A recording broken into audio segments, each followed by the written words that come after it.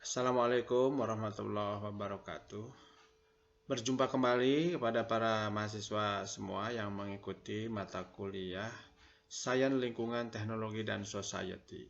Pada kesempatan kali ini, kita bersama-sama akan mempelajari mengenai perkembangan sains serta elemen dasar sains dalam penerapannya untuk pengembangan teknologi.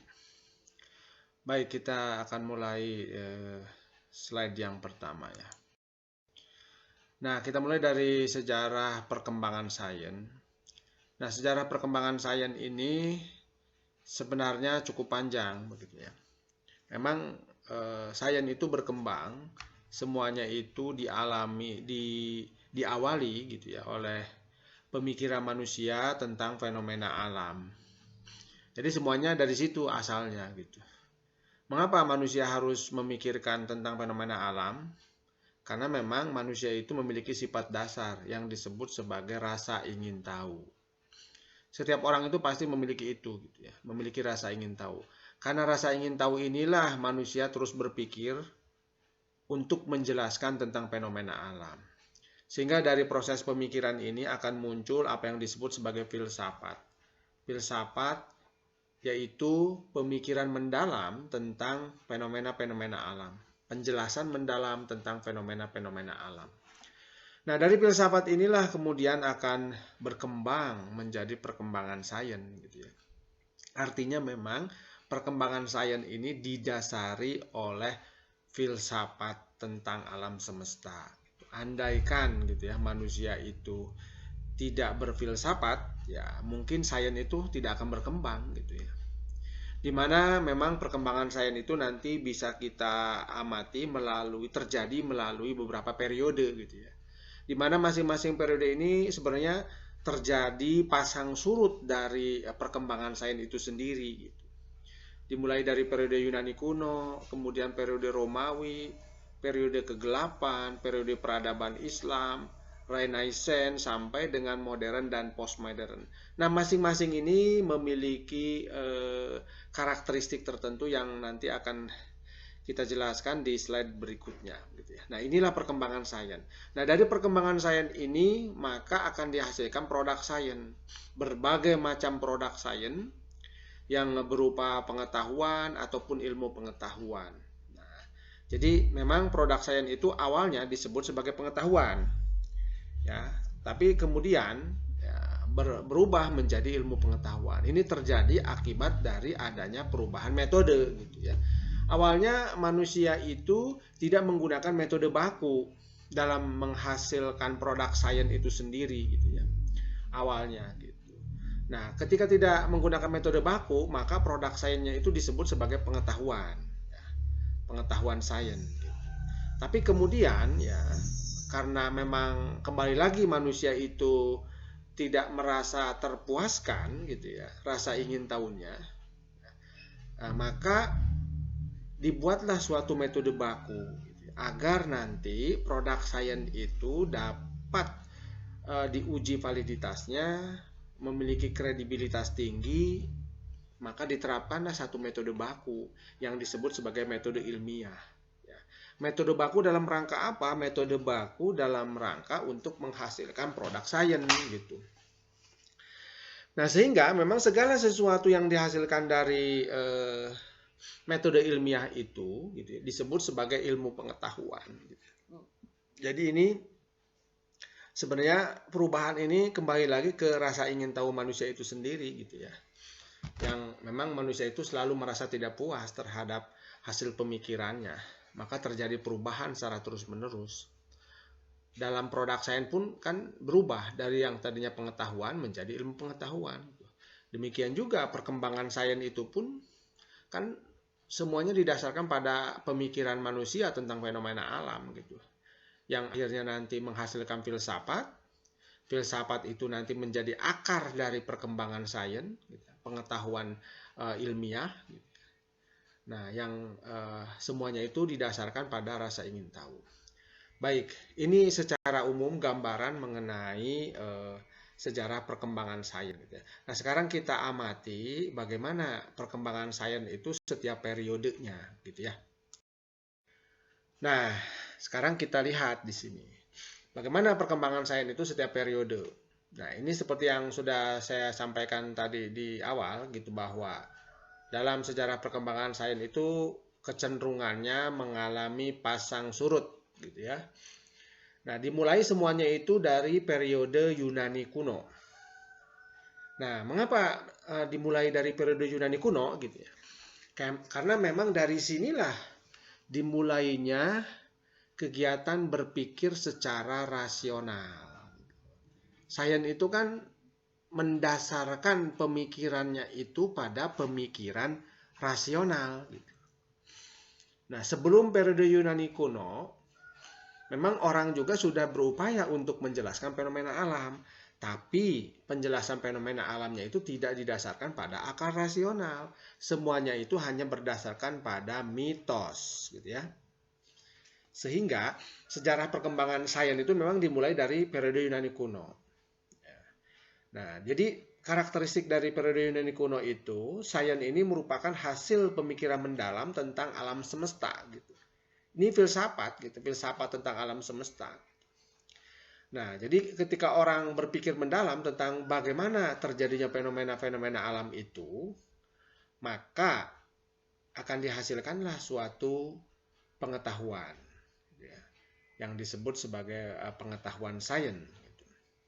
Nah, pemikiran mendalam tentang alam semesta ini timbul karena memang manusia itu tidak puas dengan penjelasan berdasarkan pada mitos gitu ya.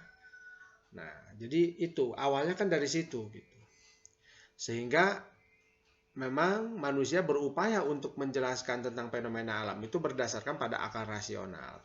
Oleh karena itu pada periode Yunani kuno ini berkembanglah penggunaan akal rasional dalam menjelaskan fenomena-fenomena alam. Sehingga dari sini muncullah filsafat sebagai induk dari ilmu pengetahuan gitu ya. Salah satunya adalah sains. Jadi induk dari perkembangan sains itu sendiri gitu ya, atau batang tubuh dari sains itu sendiri ya, akarnya itu adalah filsafat begitu ya, yang dimulai dari periode Yunani kuno. Nah, dari periode Yunani kuno ini masuk kemudian ke periode Romawi. Nah, di sini memang seharusnya ini pada periode Romawi ini merupakan kelanjutan dari perkembangan sains di masa Yunani kuno. Seharusnya memang begitu gitu. Tapi ternyata pada masa itu manusia kembali lagi gitu ya, lebih menggunakan hal-hal yang berbasis pada mitos dalam upaya untuk menjelaskan fenomena alam. Jadi akal rasional itu kembali lagi ditinggalkan gitu di periode Romawi ini. Gitu. Sehingga memang sains tidak banyak berkembang gitu ya. Mengapa sains tidak banyak berkembang pada masa periode Romawi ini? Karena memang terhambat oleh pola pikir manusia yang pada saat itu umumnya tidak rasional gitu. Jadi memang periode Romawi ini seharusnya merupakan kelanjutan dari perkembangan sains, tapi ternyata manusia pada saat itu kembali lagi tidak menggunakan akal rasional gitu untuk menjelaskan fenomena alam. Malah mungkin kecenderungannya itu lebih menggunakan mitos sebagai dasar untuk menjelaskan fenomena alam. Nah, jadi pola pikirnya berubah lagi gitu. Pasang surut ini terjadinya gitu ya. Nah, ini periode Romawi. Baik. Berikutnya kita masuk ke periode kegelapan. Di sini pun sebenarnya sains tidak banyak berkembang karakteristiknya ya kalau kita lihat di periode kegelapan ini. Mengapa demikian? Karena memang pada saat itu khususnya di Eropa gitu ya kejadiannya gitu. Jadi kebijakan otoritas keagamaan itu menghambat pemikiran logis. Jadi segala hal ya, yang berkaitan dengan pemikiran logis itu kecenderungannya ditentang oleh otoritas keagamaan. Sehingga otoritas keagamaan itu lebih menekankan pada aktivitas berpikir melalui teologi yang berbasis pada kitab suci. Jadi segala hal yang tertulis di kitab suci itu harus diterima sebagai sebuah kebenaran mutlak. Gitu ya. Walaupun misalkan itu tidak masuk akal, misalkan begitu ya. Nah, jadi ini maka tadi kebebasan berpikir logis itu pun kembali terhambat di sini. Pemikiran logis itu. Nah, sehingga perkembangan sains itu termasuk juga pemikiran logis itu stagnan, diam, tidak berkembang. Gitu ya. Nah, hasil-hasil pemikiran filsuf Yunani yang awalnya memang sudah tersedia dilarang secara umum, tidak boleh disebarluaskan. Sehingga memang pada akhirnya sains itu tidak berkembang gitu ya. Justru seharusnya kan merupakan suatu bentuk kelanjutan gitu ya dari periode Yunani gitu ya, di periode kegelapan ini. Tapi ternyata kan pada saat itu terhambat oleh otoritas keagamaan gitu yang menghambat pemikiran logis gitu. Sehingga pada periode kegelapan khususnya di Eropa sains tidak berkembang. Nah, masuk ke periode peradaban Islam khususnya di dunia Arab gitu ya. Nah, di dunia Arab itu muncul satu peradaban Islam. Nah, di sini sains berkembang dengan sangat pesat gitu. Mengapa demikian? Karena memang kegiatan berpikir rasional itu mendapat dukungan dari kitab suci gitu. Khususnya ya kitab suci umat Islam gitu ya. Sangat mendukung aktivitas berpikir rasional gitu. Sehingga banyak pemikiran-pemikiran rasional dikembangkan oleh ilmuwan-ilmuwan pada masa itu gitu. Nah, termasuk juga kajian filsafat Yunani berkembang pesat. Malah karya-karya filsuf Yunani itu banyak diterjemahkan ke dalam bahasa Arab oleh ilmuwan-ilmuwan Islam itu gitu. Diterjemahkan ke dalam bahasa Arab, kemudian juga dikembangkan lebih lanjut sehingga muncullah berbagai macam pengetahuan sains gitu ya, berdasarkan pada hasil pemikiran rasional gitu ya. Nah, dengan demikian karena memang pemikiran rasional itu diberi kebebasan, maka sains berkembang pesat. Muncullah di sini cikal bakal sains modern. Kita ketahui kan banyak ilmuwan-ilmuwan Islam gitu yang muncul pada periode peradaban Islam itu gitu. Misal Ibnu Sina gitu, kemudian juga Ar-Razi dan lain-lain, ilmuwan-ilmuwan lain yang memang meletakkan dasar-dasar pengetahuan sains gitu ya. Nah, ini ada pada periode peradaban Islam. Nah, kembali lagi di sini sains berkembang dengan pesat gitu ya. Kemudian berikutnya masuk ke periode pencerahan. Kembali ini di Eropa kembali ini. Nah, di sini mulai terjadi penerjemahan hasil-hasil pemikiran logis dunia Islam dan filsuf Yunani ke dalam bahasa Latin. Jadi kan awalnya karya-karya filsuf Yunani yang berkaitan berdasarkan pada pemikiran logis tentang alam semesta itu awalnya kan banyak diterjemahkan ke dalam bahasa Arab oleh ilmuwan-ilmuwan Islam di zaman periode peradaban Islam gitu ya. Dikembangkan di situ gitu. Nah, pada periode pencerahan kembali lagi karya-karya filsuf Yunani itu diterjemahkan kembali dari bahasa Arab ke bahasa Latin gitu. Nah, sehingga di Eropa khususnya sains berkembang dengan pesat.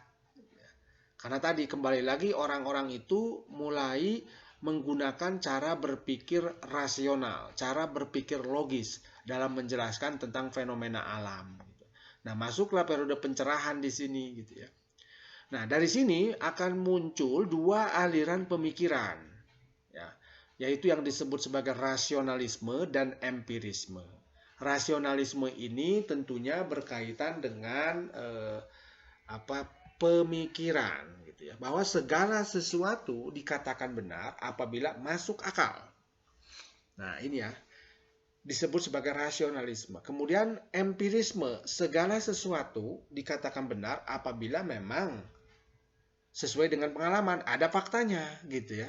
Nah, ini memang awalnya bertentangan ya, antara rasionalisme dengan empirisme. Bahwa hal yang benar ini menurut rasionalisme adalah masuk akal. Menurut empirisme, hal yang benar itu adalah apabila ada faktanya, dapat diobservasi kan gitu. Nah, ya. Tapi kemudian masih pada periode pencerahan ini berkembang sintesis dari rasionalisme dan empirisme. Jadi menyatukan dua hal tadi gitu ya. Rasionalisme dan empirisme disatukan. Bahwa dua-duanya memang sangat dibutuhkan dalam perkembangan sains gitu ya. Sehingga dari sini akan muncul metode eksperimen. Metode eksperimen itu merupakan penggabungan dari cara berpikir rasionalisme dan empirisme. Di mana metode eksperimen ini merupakan dasar dari sains modern. Nah, ini ya, periode pencerahan. Periode pencerahan, sains berkembang kembali, khususnya di Eropa gitu ya. Setelah mengalami masa-masa kelam, khususnya di zaman periode Romawi, kemudian juga periode-periode yang lain gitu ya. Nah, kemudian pada periode pencerahan ini berkembang kembali karena memang pemikiran logis kembali lagi digunakan di sini.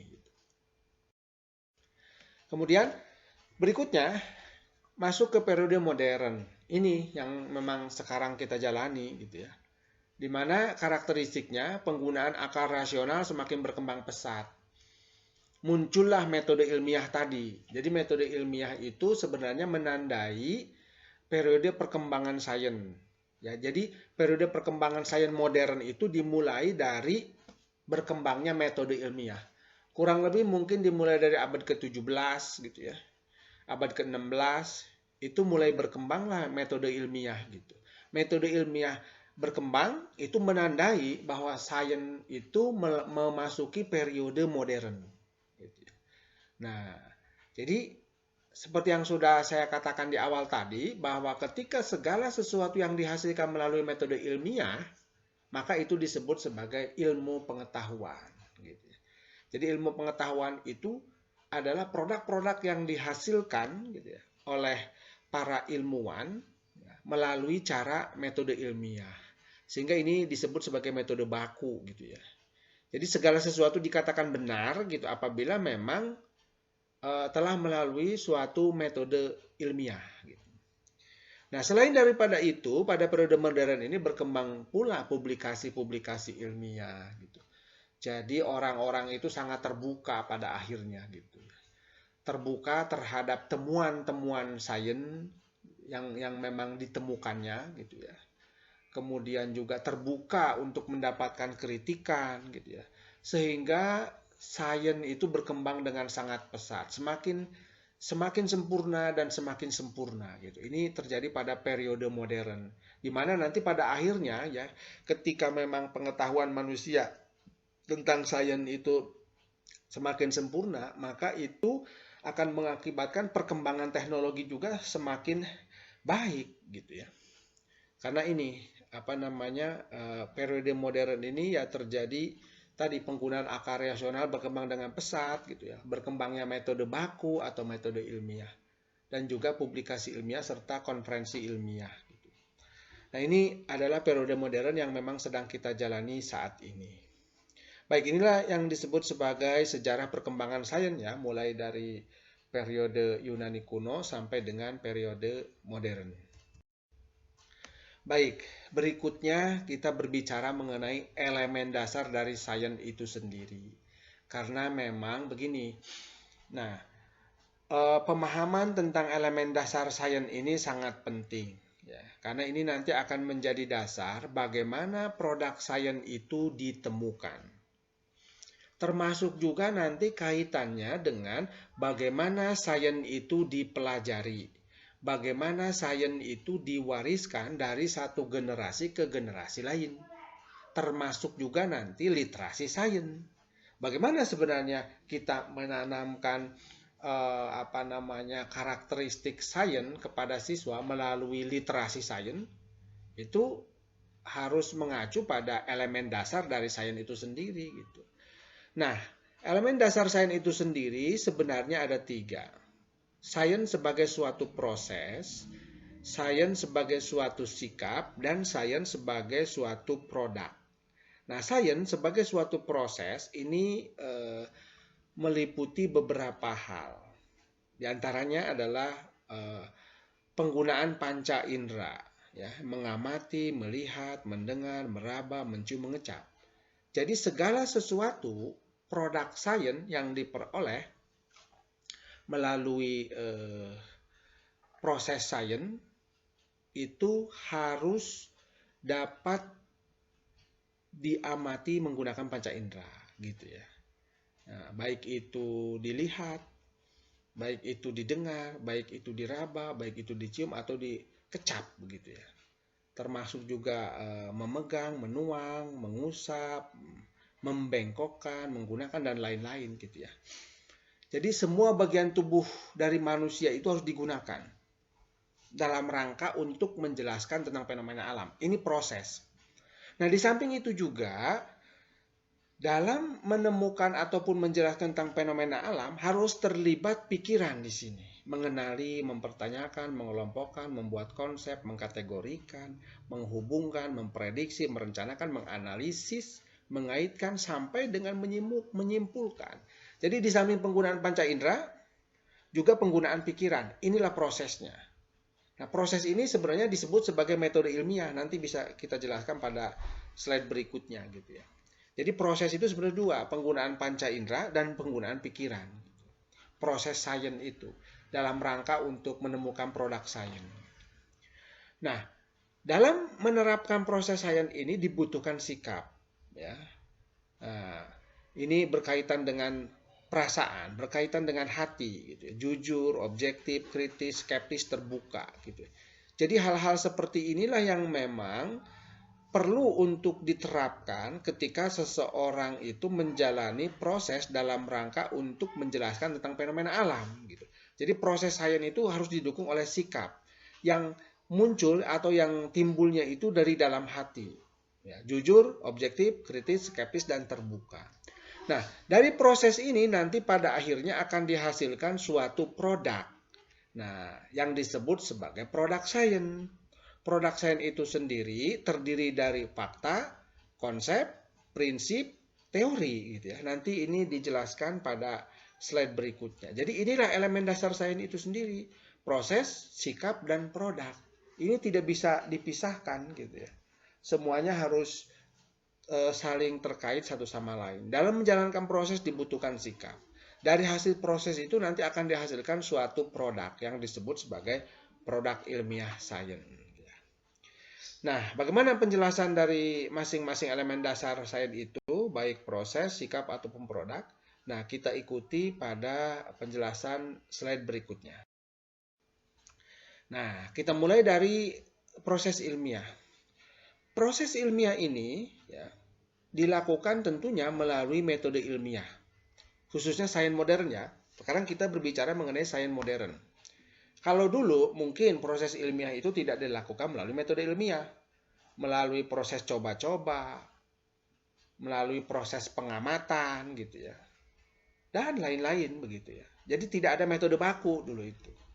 Coba-coba, pengamatan mungkin sudah digunakan gitu ya. Tapi ketika berbicara mengenai sains modern, proses ilmiah itu harus melalui metode ilmiah gitu ya. Nah, di mana memang pada awal perkembangannya sains itu tidak didasarkan pada metode ilmiah gitu kan. Jadi dalam awal perkembangan sains itu memang semuanya tidak didasarkan pada metode ilmiah. Metode ilmiah itu baru muncul ketika sains itu mengalami perkembangan pada periode modern. Abad ke-16, abad ke-17 gitu ya. Awalnya sebelum itu zaman Yunani, kemudian juga Romawi, kegelapan, peradaban Islam, semuanya tidak menggunakan metode ilmiah gitu. Hanya menggunakan cara berpikir rasional saja gitu ya. Nah, jadi tidak ada metode baku gitu. Nah, tapi sekarang ada yang disebut sebagai metode baku yang disebut metode ilmiah. Inilah proses ilmiah itu adalah metode ilmiah gitu. Nah, sehingga sains itu nanti didasarkan pada pengamatan, pemikiran, pengalaman, perasaan. Ini awalnya gitu ya. Sains itu hanya didasarkan pada pengamatan, pemikiran, pengalaman, dan perasaan. Tidak ada metode baku gitu. Nah, oleh karena itu dibutuhkan suatu metode ilmiah gitu ya, menjadi metode baku dari proses ilmiah. Untuk apa sebenarnya? Untuk menghasilkan kebenaran ilmiah, untuk menghasilkan pengetahuan ilmiah atau ilmu pengetahuan gitu. Jadi sebenarnya metode ilmiah itu adalah hasil kesepakatan, hasil pemikiran manusia gitu ya, dalam mencari kebenaran ilmiah, dalam mencari pengetahuan ilmiah, dalam mencari ilmu pengetahuan. Nah, jadi sehingga disepakati dan diciptakanlah satu metode baku gitu. Jadi segala sesuatu yang sudah melalui proses metode ilmiah, maka itu dikatakan satu hal yang benar gitu ya. Kalau segala sesuatu itu belum melalui satu metode ilmiah, gitu ya, maka tidak bisa, menurut sains itu tidak bisa dikatakan hal yang benar. Gitu. Mungkin masih berupa hipotesis atau dugaan, gitu ya. Nah, jadi muncul metode ilmiah.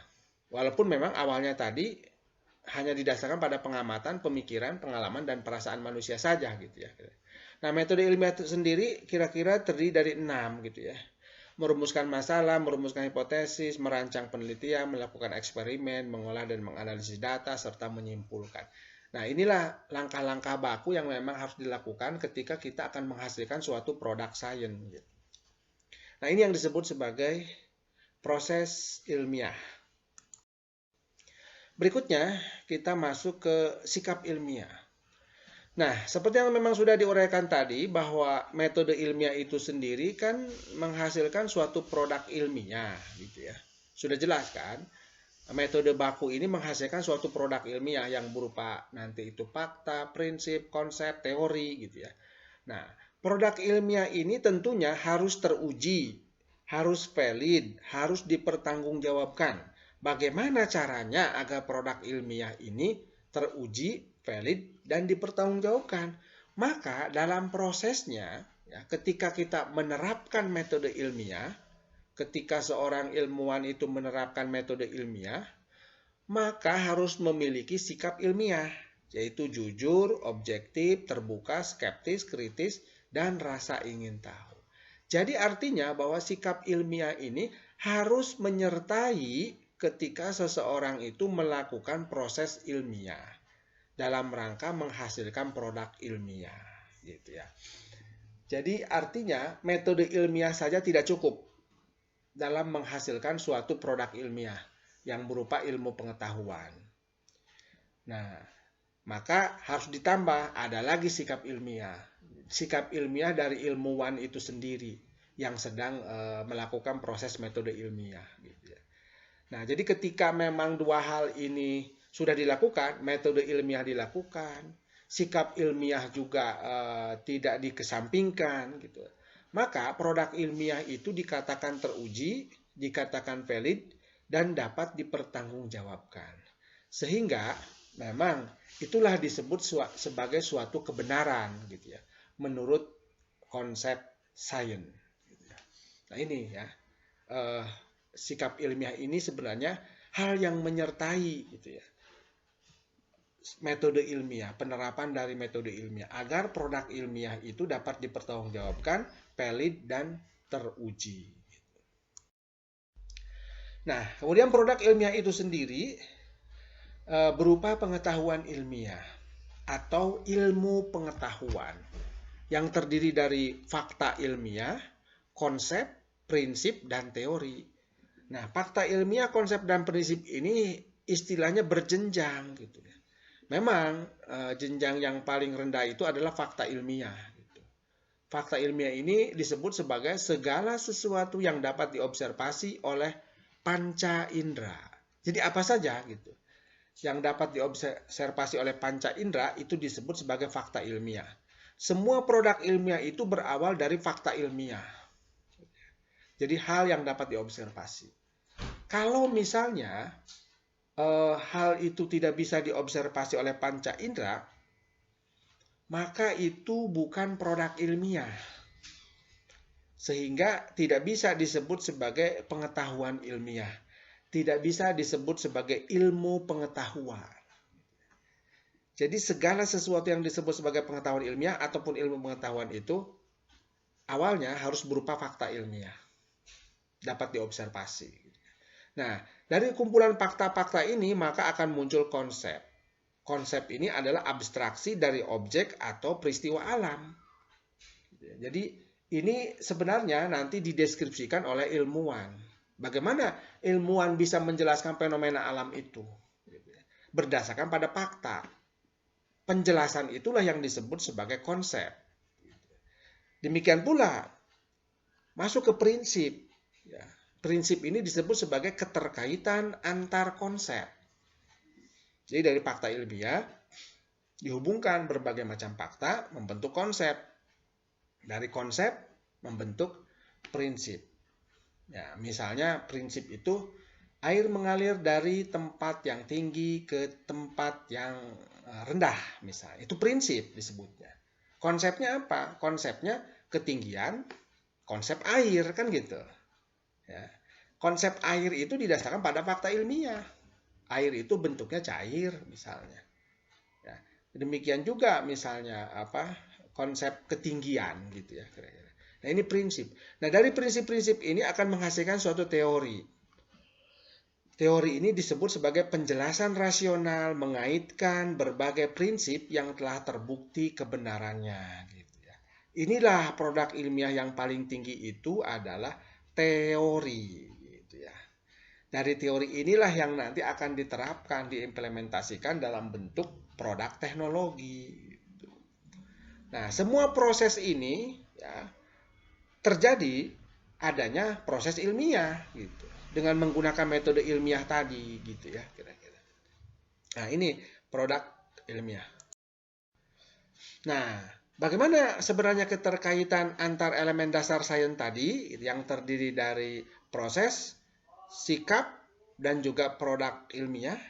Nah, kita lihat di sini bahwa yang disebut sebagai metode ilmiah itu sebenarnya adalah sikap ilmiah dan proses ilmiah, gitu ya. Jadi proses ilmiah dan sikap ilmiah itulah yang disebut sebagai metode ilmiah. Di mana sikap ilmiah itu nanti akan berperan terhadap proses ilmiah. Dari proses ilmiah ini nanti akan menghasilkan produk ilmiah yang disebut sebagai pengetahuan ilmiah atau ilmu pengetahuan yang terdiri dari fakta, konsep, prinsip, serta teori gitu ya. Nah ini fakta kan yang paling rendah gitu ya. Segala sesuatu yang bisa diobservasi gitu. Ya. Kaitan antar fakta-fakta disebut sebagai konsep. Kaitan antar konsep disebut sebagai prinsip. Gitu ya. Nah, prinsip-prinsip yang sudah teruji kebenarannya disebut sebagai teori kan gitu. Yang paling tinggi adalah teori. Gitu. Nah ini keterkaitan antar elemen dasar dari sains itu sendiri. Kemudian bagaimana sebenarnya penerapan dari elemen dasar sains ya, bukan sian. Jadi bagaimana penerapan elemen dasar dari sains dalam perkembangan teknologi modern gitu. Nah, seperti kita ketahui bersama bahwa pengetahuan ilmiah atau teori itu kan digunakan untuk pemecahan masalah praktis dalam kehidupan.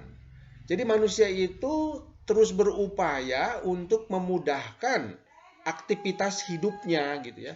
Bagaimana pemecahan masalah praktis dalam kehidupan itu ya. Nah, ini menghasilkan suatu produk yang disebut sebagai teknologi.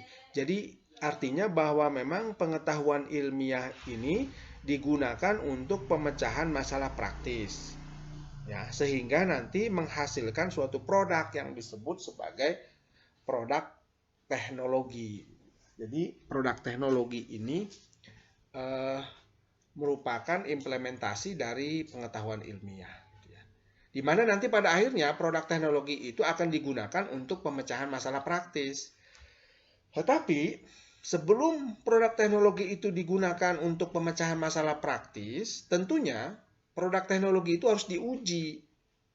Kembali lagi nih. Jadi suatu produk teknologi itu tidak bisa langsung diterapkan, harus diuji. Ya. Nah, jadi produk teknologi itu kan merupakan penerapan dari teori. Ya, pengetahuan ilmiah, produk science. Nah, produk teknologi tidak bisa langsung diterapkan. Tapi harus melalui suatu proses yang disebut sebagai proses pengujian. Diujinya dengan cara apa? Menggunakan metode ilmiah dan juga sikap ilmiah. Gitu. Jadi, metode ilmiah dan sikap ilmiah ini sebagai elemen dasar dari sains digunakan juga untuk pengembangan teknologi. Nah, oleh karena itu, memang bisa kita lihat bagaimana sebenarnya keterkaitan antara metode ilmiah, sikap ilmiah, dengan pengetahuan ilmiah atau teori atau produk ilmiah gitu, dalam pengembangan teknologi. Kita lihat di slide berikutnya. Nah, ini ya. Artinya bahwa pengembangan teknologi itu sebenarnya didasarkan pada 3. Pertama adalah pengetahuan ilmiah atau product science ya. Nah, ini. Kalau sains berkembang, kan menghasilkan banyak produk sains. Maka teknologi pun akan berkembang.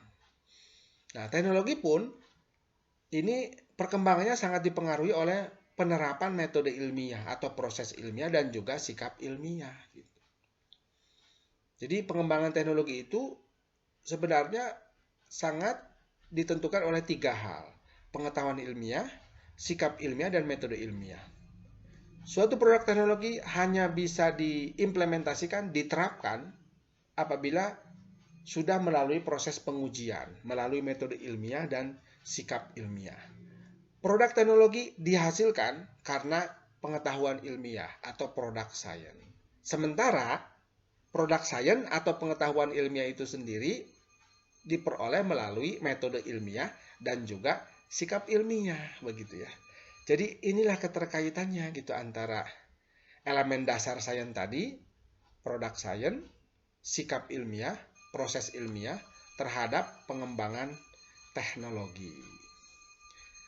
Baik, mungkin ini yang bisa disampaikan kepada para mahasiswa. Mudah-mudahan perkuliahan kali ini menjadi pencerahan bagi para mahasiswa semua dalam mempelajari mengenai khususnya adalah perkembangan sains. Demikian yang bisa saya sampaikan. Mohon maaf apabila ada kekurangan. Kita berjumpa kembali pada video berikutnya. Saya akhiri. Wassalamualaikum warahmatullahi wabarakatuh. Selamat sore.